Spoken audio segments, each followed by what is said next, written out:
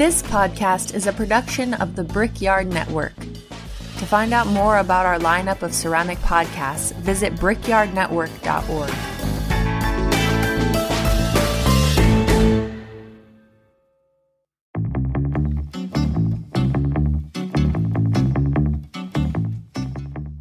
This episode is sponsored by Monkey Stuff. Monkey Stuff makes things for makers. We're inspired every day by the craft and creativity of makers, and design and manufacture tools and accessories to try to make your making life a bit more delightful. Our products are designed in California, by makers and for makers, and manufactured in the USA. Check out our line of pottery accessories and tools at monkeystuff.com. Follow us on Instagram to see what we're up to in our studios, and keep on making great things. This episode is brought to you by Cornell Studio Supply, located in the Gem City of Dayton, Ohio.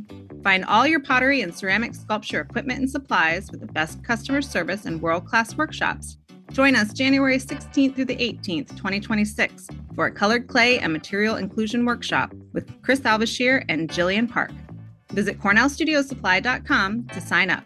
Cornell Studio Supply, owned and operated for potters by potters.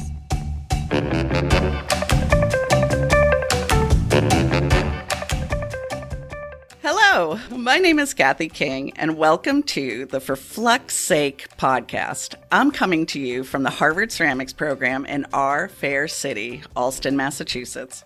I'm here with Rose and Matt Katz of the world-famous Ceramic Materials Workshop, and they are ready to answer your burning questions about clay and glaze.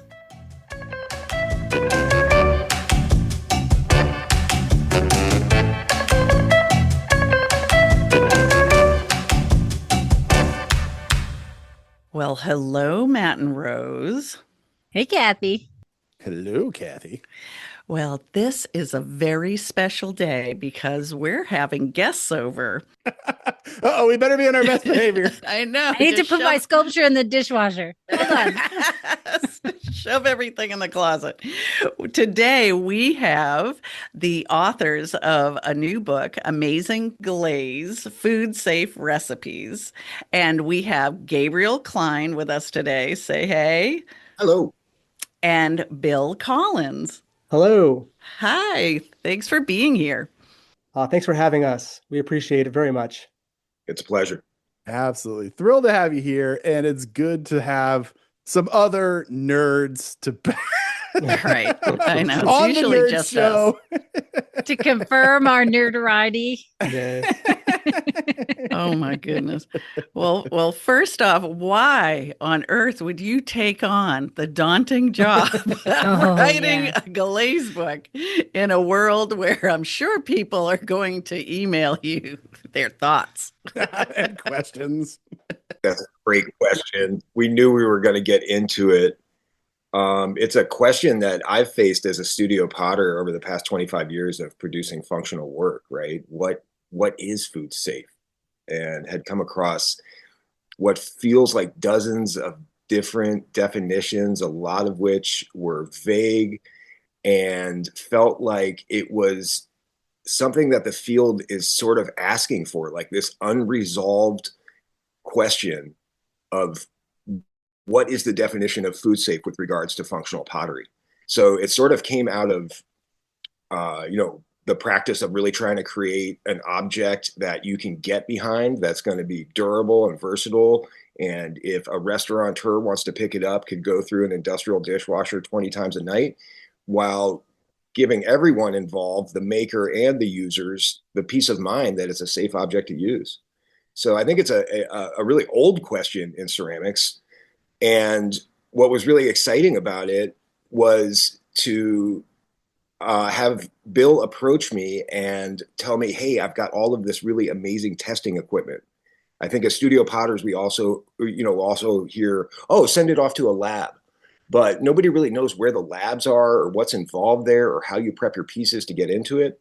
So having somebody on the chemistry side of things who's familiar with the lab equipment and who, in fact, does a lot of research there, what a collaboration as a studio potter and somebody who admittedly has gaps in their knowledge about ceramic material science. I just want to put that out there. I by no means know everything. I have really enjoyed writing these books and that I've gotten to learn so much. And then having a PhD chemistry professor in Bill as a co-villain in this whole, caper has been really enjoyable. Yeah, the act of collaborating with somebody else on the third book has been wonderful. And Bill, what brought you to it? Because you have a history in ceramics, but you're not a potter per se. Well, yeah, I mean, I certainly, I'm definitely an amateur. I'm a hobbyist, and I do like to, give pieces away to family and friends. Although that tap is going to have to get turned off pretty soon because eventually people will stop giving me your pots. But yeah, so I like to dabble a little bit, and it was kind of one of these natural fits where as I kind of got more and more into ceramics, I started to just kind of see more and more online and through other, kind of books and avenues of people kind of with this concern about, is this food safe? Is it not food safe? And it was really an unresolved kind of issue. And a lot of times, I kind of felt it was an unsatisfying conversation too, that a lot of times people would say like, well, it doesn't have lead and cadmium, so you're all good, which is, kind of telling someone like, it's not, illegal to smoke, and so it's like, well, that doesn't resolve anyone's concern whether smoking is or is not bad. So it's kind of, we wanted to hopefully address, at least put our toe in this, that like our glazes, like if you test them, can you get peace of mind from them? Can you ultimately be okay with the glazes that you're using? Yeah, it's definitely a struggle that we deal with every day. And that term, and you mentioned it, that you see it online all the time, and you put it right in the title of your book, which is gutsy, because it does fall under that one strict definition. And if people don't know what Bill's referring to, is that food safety is really just a distinction based on lead and cadmium, which are the only materials that have any federal regulation in the States.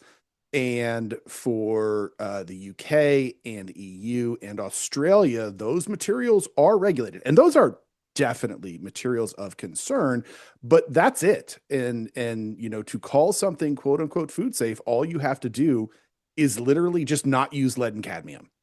And that falls under that definition. So taking up the bigger picture is important, because it's not the only things that makers need to be aware of. Yeah, we actually that's actually literally how the book begins. Is we say, where are the legal parameters, and we kind of define the law, and we say, this is all fine and good, but we think maybe it's a little bit outdated, perhaps. Maybe it could be expanded. And it's a little schizophrenic. It's a little bit strange too, because you think about it. You have drinking water standards, and these exist throughout the country, and so we all rely on them, and I think we like them quite a bit. We know that if we stick a glass under a tap, whether it's in New Hampshire or California or wherever, that the barium level is not going to be too high, or the chromium level is not going to be too high, or all of these metals are tested because teams of toxicologists have basically stated, these are levels that are safe. And so I think that there's that kind of aspect to it. But then we have these like two metals specifically that are in ceramics that people say are not great to be leaching out, and yet we use all the other metals in ceramics that the EPA and other agencies and the EU Drinking Water Directive, these all kind of monitor. So it's kind of an unusual thing that if those other metals were to leach out beyond the drinking water standards, that technically is legally fine. But it seems a strange thing considering that we monitor our water very carefully for those particular metals. So we kind of hopefully kind of combined some of these standards to kind of make a more holistic, looking at all the metals that we use and whether or not they kind of exceed these standards.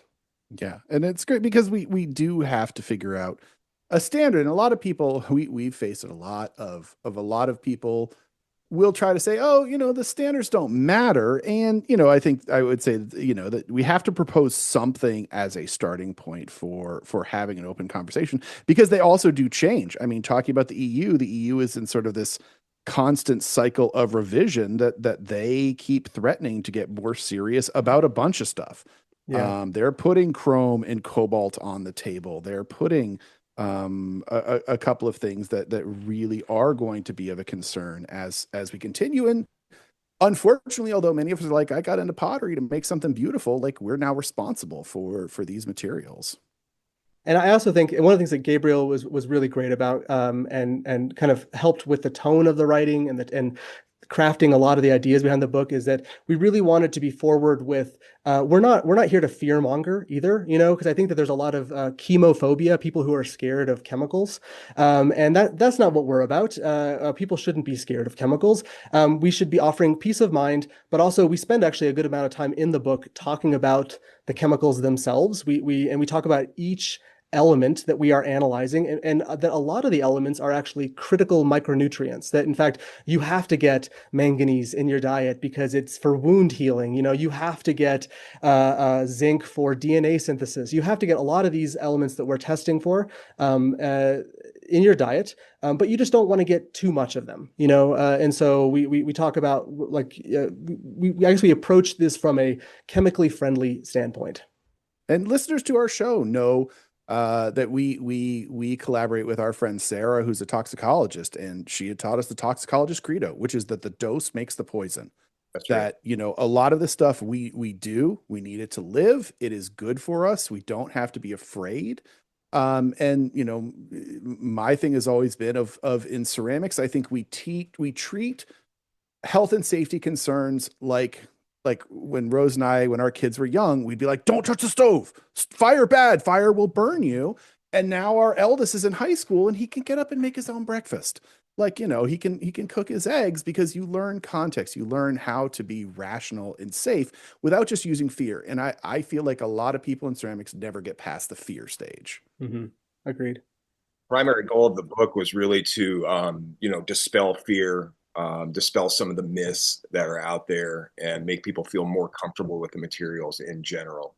And then using sort of like a lively tone of the writing, right? One of the things that Bill is really great at is putting some of the more complex scientific terms in just lay people's language, you know what I mean? Really relatable analogies and that kind of thing. So hopefully that's enjoyable for people as well. The intimidation factor of just even the word chemistry, I think, raises people's blood pressure in a lot of cases, and so hopefully accessible writing, you know what I mean, humor, levity, for Flux Sake, you know what I mean. I mean that's we know nothing about that. Yeah, exactly. no, not at all. Guys on that level, right? Because like when you go into a lot of the books, one of my critiques in the books was a lot of the writing is really dry. The material is scientific, it's hard science and everything, but can we use the language surrounding it to create an entertaining journey for someone who's maybe coming at it from more of the studio perspective? Yeah, and so on that idea of making this relatable to the audience, Gabe, you run a community studio, as do I, and producer Ben. And so, the first chapter I raced to when I got the book was about the glaze flaws. And, what I found really interesting, well, let me back up that, right now we're getting ready for our big show and sale. I've got 102 artists. I've got to go walk around and look at people's work and pull it if I don't deem it safe for selling at the sale.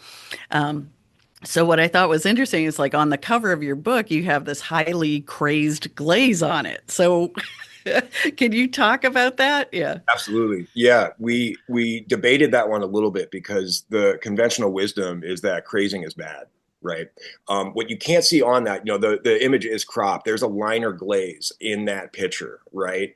And our research indicated that, while you definitely want a food safe glaze on the food bearing surface of the work, these other glazes that may have failed, and in some cases they are wonderful glazes aesthetically, right? You can use those on the outside of the piece. If it's not coming into contact with the food bearing surface of the work, then you're good to go. So we've had a couple questions about that come up already, just in comments and that kind of thing. And so we intentionally decided to go with that, because there again is one of maybe the myths or fears, right? That people have a lot. And, crazing can be really beautiful, is the thing. But we want to use that maybe not on the interior of the piece, maybe on the exterior of the piece. Yeah, we kind of make a point actually at several places in the book that there are no bad glazes, like period. There are no bad glazes, right? There just simply are glazes that are misplaced, perhaps.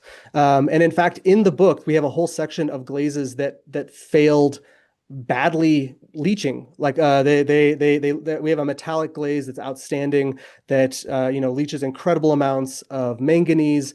And the thing is that we just make the point that can exist in many places in ceramic arts, but perhaps not on the interior of a cup or interior of a bowl where it might be in contact with food. And actually the cover as well, as Gabriel saying, with the craze lines, it makes an absolutely beautiful aesthetic, but perhaps on the inside, a liner glaze, which we do also include quite a few liner glazes.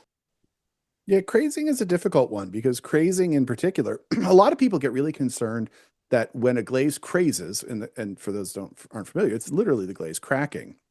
The people are afraid that you're often exposed to different chemistry by the fracture surface, which there's no evidence to. The issue with crazing is twofold. One, it does make work weaker. That's been proven because it creates a critical failure location for further cracking. And then the other one is one of our big bugaboos on this show, which is under vitrified clay bodies. That if the clay bodies are under vitrified, you can absorb water through crazes, and so it's definitely a concern. But from a glaze standpoint, that's fine. Doesn't bother me in the slightest. We've got craze pots all day long. But what were some of the discoveries that you all made as going through this book? What was a revelation to you? What was shocking? What was something you didn't expect? I think you may have just brought up one of the major points. When people consider the food safety of glazes, I think most of the time they consider like the lemon test, which is basically a leach test in the presence of an acid. Will any of the metals leach out of the glaze into the coffee, the apple juice, the cola? But there are a number of other factors that are really important in food safety, right? And so you need a smooth, easily cleanable surface, which would probably predicate a pinhold surface or something like that. And then also the vitrification of the clay body is crucial. And so what we saw was that you want 0.5% absorption or less to really consider your clay body vitrified underneath that glaze. And that's a second really important factor for food safety, so that water can't migrate up into the clay body and theoretically, breed bacteria or something like that, So it wasn't just the presence of metals in the glaze and their ability to leach out, but there are some other physical factors that are really important. The glossiness of the glaze we found was another one, due to the way that a matte glaze versus a glossy glaze, sort of the way that the platelets end up aligning, right? There's a lot more topography in a matte glaze, which is a series of crystals kind of forming together. So if you look at it under a scanning electron microscope, which we were able to do in Bill's lab, you'll see it looks like a mountain range. And then the idea is that it would be more difficult to clean, like little, pieces of food could get down in the nooks and crannies and valleys, whereas a glossy glaze is a much smoother surface and easier to clean. So we do touch on these other factors that are involved in food safety. It's not just the leaching, but there are some other physical qualities, including the vitrification of the clay body. 1% is okay. You're going to have a really hard time finding commercially made clay bodies out there that have an absorption level of less than 1% or even 0.5%. Most of the time, it's only going to be the porcelain bodies and when they're high fired. We've tested a lot of commercially produced cone 6 bodies all the way up to 10 and found that they actually are more vitrified, have a lower absorption rate, don't slump, don't melt, suggesting that at cone 6, they might have an absorption rate of like 4%, 5%, 6%, which to our standard might be a little high, right? The water might be able to migrate up into this like slightly more porous, it will. Body. It will. It's not if. It's not a might if, situation. Okay, let me take the might out of it, right? It will, right? Yeah, and so I appreciate y'all bringing that up, because that was another part of it. I know it's a book about glaze, but in terms of making a functional piece of pottery, the clay is really important as well, and how that's fired. And going back to your point about sort of the lemon test and considering the testing standards, that it's a nice way to make yourself feel better, but it's also not the only consideration, because one of the important things to understand is that Although everybody's afraid of acid, they see it in their food. You put lemon in your tea, you drink lemonade, whatever, or you're afraid about vinegar.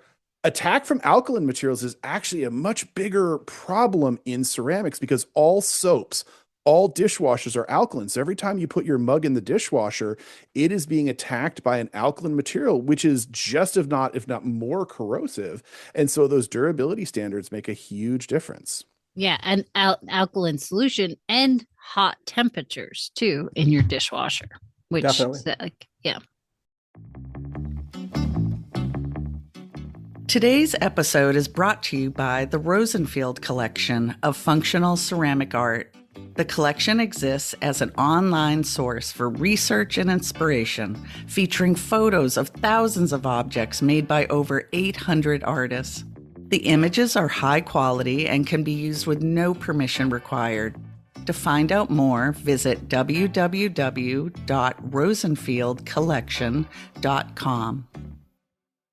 Glazes don't make sense, but that's why Rose and I are here at ceramicmaterialsworkshop.com, helping translate glazes for real ceramicists like you. So join us for our brand new class starting October 1st. For everyone from beginners to masters, we clear up all the mysteries of glazes to make them work for you. Join us at ceramicmaterialsworkshop.com for making glazes make sense.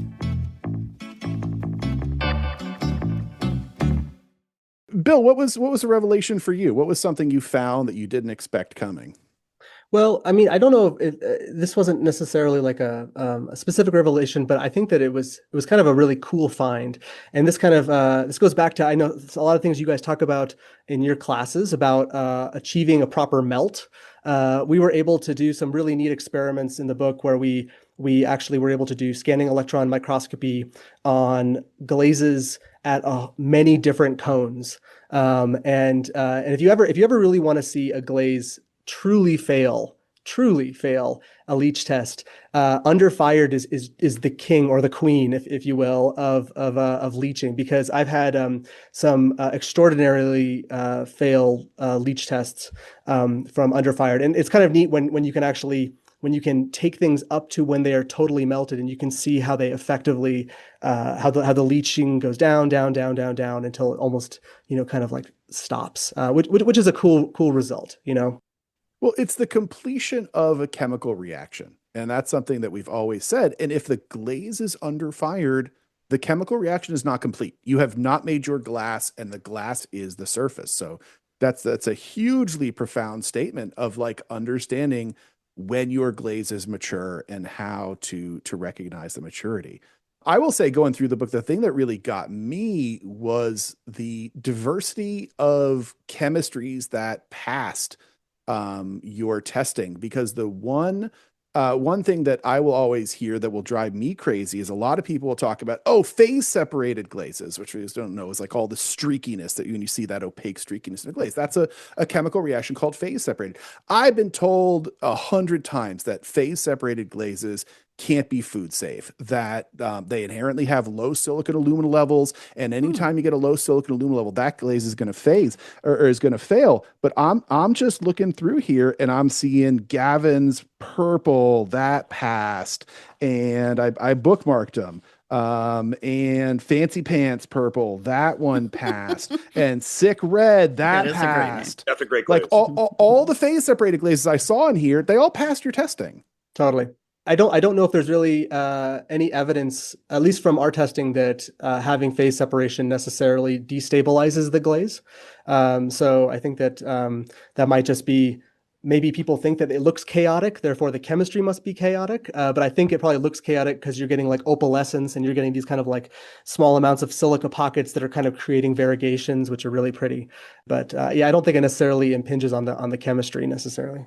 Well, but the other one I'll put in, and it mentioned briefly, but a lot of people have tried to justify that. And again, not to totally nerd out on the chemistry, but phase separation inherently requires low silicon alumina. And I've had so many people say low silica, low alumina, that's going to fail. That is going to be a bad glaze. And I've never seen any evidence of those failing. You've now proven that there, at least with what we've tested here, or what you've tested here, that there's no evidence of that being the case. And it really does open up possibilities. Yeah, and I think there's actually there's still a lot of room for trying to figure out patterns and trying to figure out a more deeper understanding. Because at this point, a lot of the book we were really kind of hoping to create a book that would have a wide palette, that people could look at, and I really kind of relied on Gabriel's eye to kind of say, like, we need some reds, we need some blues here, kind of like this one is too similar to that one, and so I think that this book is is really kind of geared for studio potters who want to have a wide or a diverse glaze palette, but I do think that there's still a lot of room to test and analyze and try and figure out what areas and what ratios really do provide kind of like areas of stability, and where can we take that pretty much.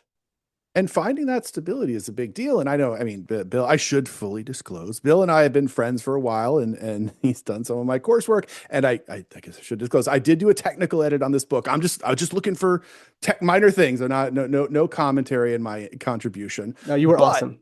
Oh, thank you very much. But you did something which I have never been able to do, which is to do a leach test on a Shino, because Shinos are this complete and utter mystery where the chemistry is super questionable. And whenever students have asked me about it over the years, I've been like, look, the chemistry is questionable, but there are variables that mean that it might be okay, but no one's ever tested one. And you guys tested it, and that's amazing because it passed. Yeah, and actually, I mean, I think that Shinos are also another example of really, really crazy chemistry. So that so that's something to be interested in as well. Maybe there's more research that we can kind of look into there as well. Absolutely. So the testing part of it, can you guys walk everybody through how you are testing? What is your procedure on testing? Because it's a question that people always have. As for what Rose was saying, I think that there's lots of ways to degrade a glaze, and detergent and alkaline conditions are absolutely a critical way that they degrade. But the thing is that we have to follow what is basically an internationally recognized standard method.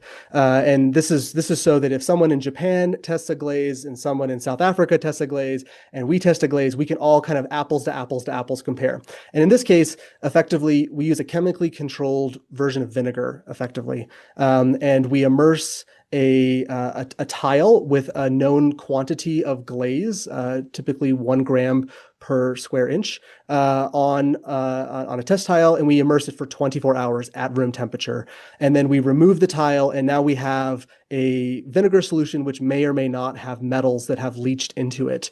And from there, because the quantities are typically in parts per million or parts per billion, which are incredibly small amounts, concentrations, we're going to be using either atomic emission spectroscopy, which effectively burns the sample in a plasma, and it produces light when the metals burn, and we absorb the light and we can quantify how much concentrations from that. Or we use inductively coupled plasma mass spectrometry, which is a fancy way of saying that we burn the sample, and the ions are collected by their mass is collected, and we are able to kind of quantify how much material there is.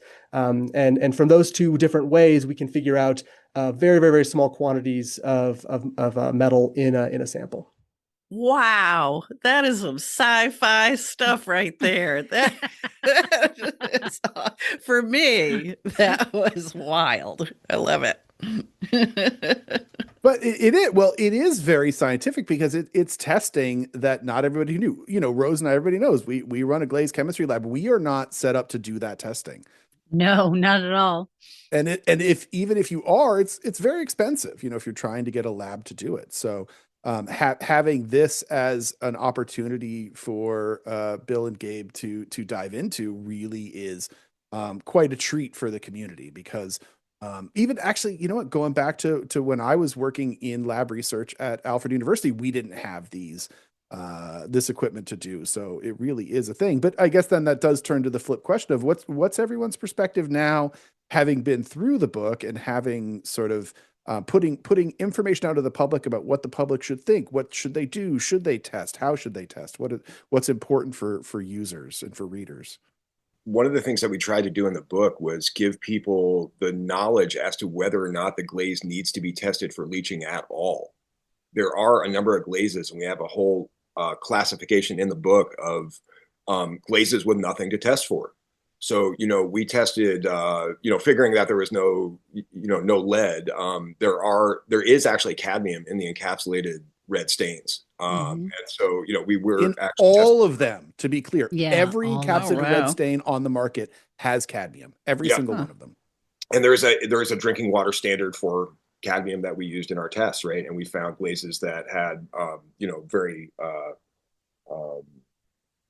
brightly colored reds that passed. It was great, So the one class is you can look at a glaze recipe and understand that there are no ingredients in there that could possibly leach out that would be harmful to you. Go ahead and use it. That's the ultimate peace of mind, and that's how we classify those. Then there's a second class of glazes that have ingredients that could theoretically leach out and are within the suggested limits of the drinking water standards that we've assembled from all over the world. And as a side note, one interesting thing that we ran into in our research is when the governmental organizations set those standards, they generally try and set those a factor of 10 below the lowest known point of toxicity in humans. So that means that if your glaze just barely failed, then it's still you'd have to consume about 10 times more than that to reach a level of the lowest known point of toxicity. So there's this exponential range that they have inserted into the standard between what the standard is and what we know is the lowest known point where it could do any harm. So that's a cushion. Yeah, I guess you could say. So, yeah. And then one of the other things we did was provided a list of labs. Now, if you can do exactly what we did and create this tile and put 1 gram per cubic inch of glaze on there, fire it to your temperature, and send it off to a number of different labs across the United States. And, as of 2025, I think that it costs between $60 and $100 per ingredient you're testing. So if you did have cobalt and copper in there, you would have to test separately for both. They don't do the same test in one run. So I think it's actually more affordable than people think. Let's say that you're going to use this glaze for the rest of your career. Maybe you spend $120 on it, getting it lab tested, and then you have the peace of mind. You can go to the restaurant. No, this is a lab tested glaze, and we're good to go. So with glazes that do have materials in them that could theoretically leach out, we try and provide a list of labs because we do dispel the lemon test. Sorry, guys. The lemon test. You don't have to apologize to us. No. We've been destroying the lemon test for decades. Lemon test, I've always said, is pure garbage. The lemon test can indicate that materials are leaching. And if you're not familiar with the lemon test, you squeeze a lemon and you leave it on the glaze for 24 hours, rinse it off. And if the color has changed at all, then obviously materials are leaching out. That being said, materials can leach out and it's not visible to the human eye. That's kind of what we found in the book. So just to put that out there, yeah. And so those are the two things: to be able to look at a glaze recipe and understand, okay, this does need to be tested or it doesn't. And then also to have like the list of resources, which is something I didn't really know about. You know what I mean? That there are labs that will test your glazes for you for a relatively small fee. I mean, I think the pieces of equipment are, correct me if I'm wrong, like in the hundreds of thousands of dollars that they use to actually test. So, to be able to spend under $100 to get access to that machine and have professionals test your glazes for you, I think is maybe worthwhile for a lot of potters. Peace of mind is priceless. You know what I mean? It really is. We've got enough stress in our lives. So if we're also stressing about, the food safety of our glazes, there it is. That's kind of the reason why we wrote the book, to take some stress off of people's shoulders. There is actually one additional thing for, maybe the studio potter who's not sure what to do, is that we did test quite a bit of stains in glazes. And in general, a well-formulated glaze you can put almost any stain that we were able to test, and we saw zero leaching effectively. We saw almost none. Stains are incredibly stable. And so if it's something where maybe they don't want to send their tiles out and they're not sure whether a metal oxide is leaching, it might be possible to switch to an equivalent stain, and that is probably going to be pretty bomber. Although, I mean, granted, it is possible to create a very, very unstable glaze that will, in fact, destabilize a stain. I've been able to do that on several occasions. But that being said, for the most part, many glazes will take a stain, and the stains do not leach at all. We are huge fans of stains here. Rose's entire career was based on taking advantage of stains. Yeah. I'm kind of just to get back to that perspective of the community studio, just because, I know even just in Boston, we've had maybe 5 new studios open up that are community clay studios. And I think that's happening nationally. It really brings to mind, like, ethically, we are talking about industry having a standard to live up to. But I wonder at our level of community education, what is what should we be thinking about? Should I only have food safe glazes in the studio, or is it enough to have a glaze that is not food safe and I've got a, sign on it that says, there's barium in here and, use it on the outside only, because how effective signs are in community centers. And in running a large community studio, I think that is one of the challenges, is trying to provide glazes that are all going to be fired in the same kiln, that are reliable, that don't run too much, that create a safe surface. And then for glazes that have specialty effects, we have a really wonderful like gold metallic glaze, but it definitely failed our tests. How do we indicate to people, that this one should only be used on the outside? So we do rely on signage a lot, you know what I mean? But I think it also brings up another point, which is the handling of those materials in their wet state or dry or wet state when we're applying them to the work, and the safety that's involved there.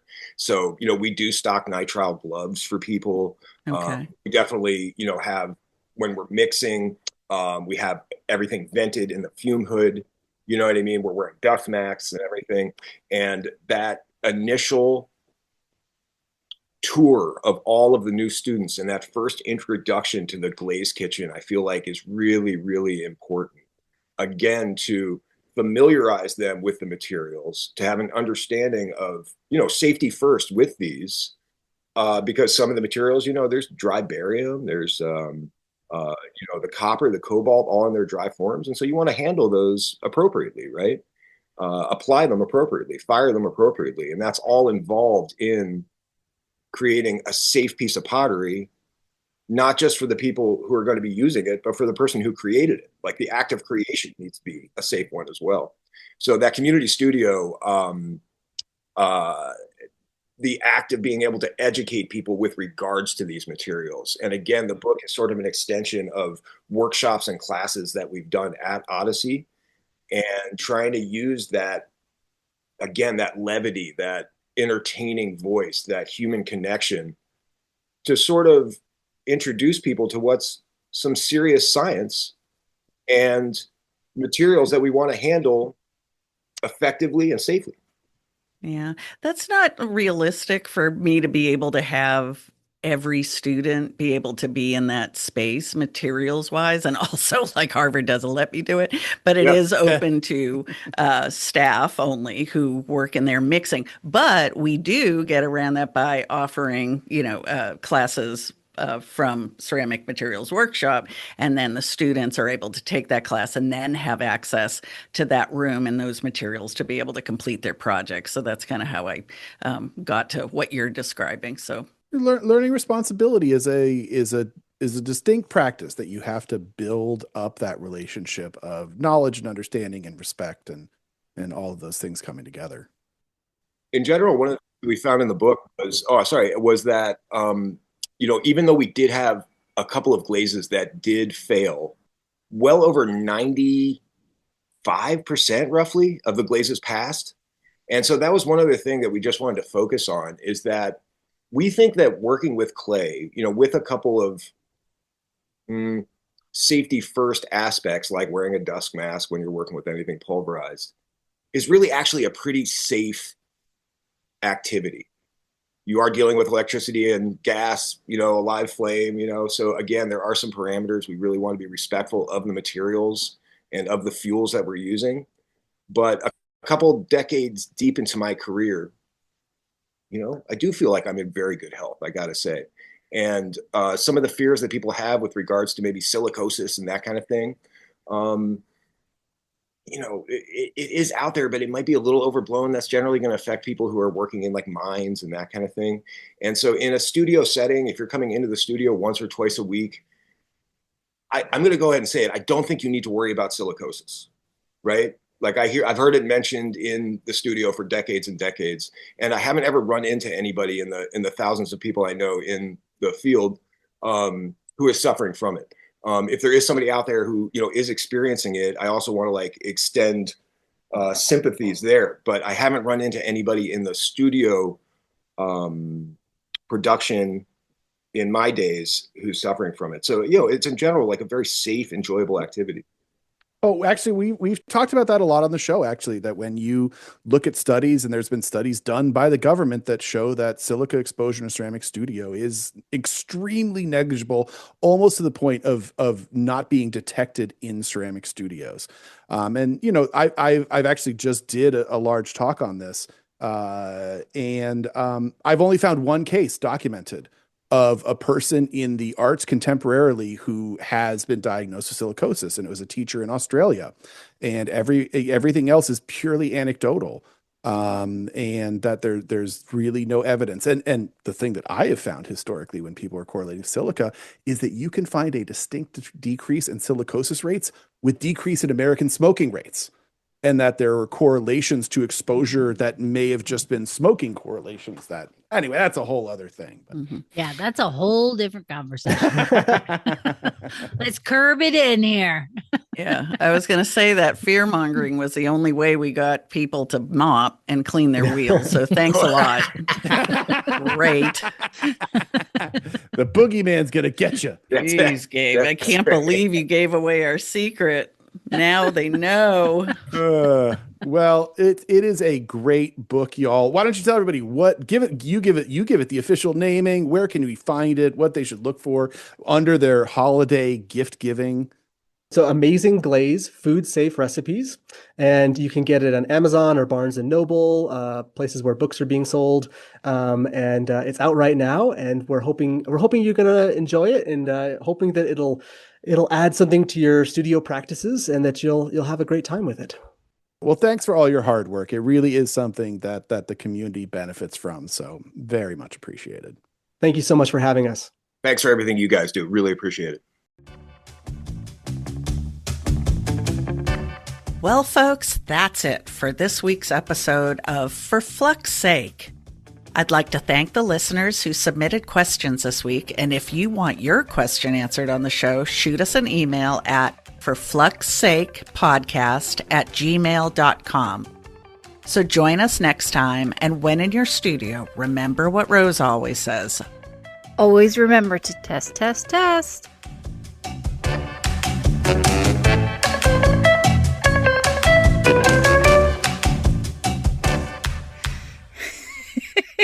This is a test of the emergency glaze system. Beep. Hey, For Flux Sake friends, wish you could hang with us a little more each month? Well, you can come join us at our For Flux Sake fan club on Patreon. You'll get discounts on our new merch, chances to chat with us during live hangouts, and extra episodes just for you. Find us at patreon.com/For Flux Sake podcast. We'd love to see you there.